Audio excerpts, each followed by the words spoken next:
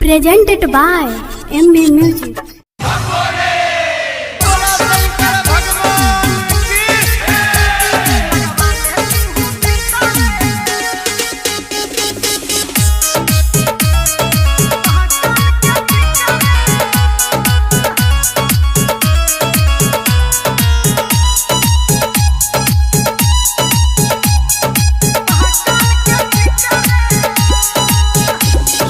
मंदिर में सब कोई आवही जो बाबा पे ध्यान लगावही जो। हाँ मंदिर में सब कोई आवही जो बाबा पे ध्यान लगावही जो। कौन है भक्ति मिलत हो सकती रहतो ने मन ठिकारे लगवा ले तू मितारे महाकाल के ठिकारे लगवा ले तू मितारे महाकाल के ठिकारे।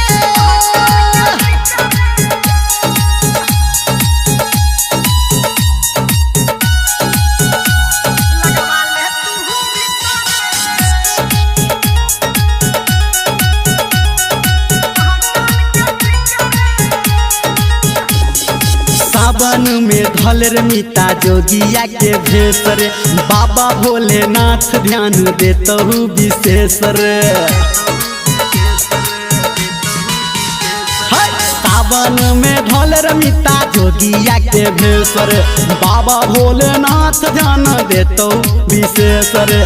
देह विभूति भस्म लगा के बन जो तू खलीफा रे लगवा ले तू मितारे महाकाल के ठिकारे लगवा ले तू मितारे महाकाल के ठिकारे।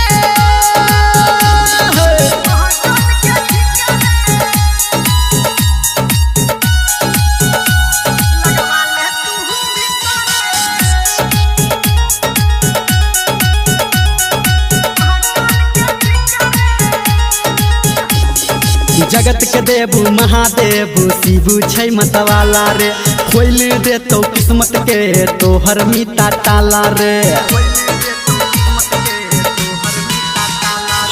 जगत के देवू महादेव शिवू छै मतवाला रे खोल दे तो किस्मत के तोहर मिता ताला रे।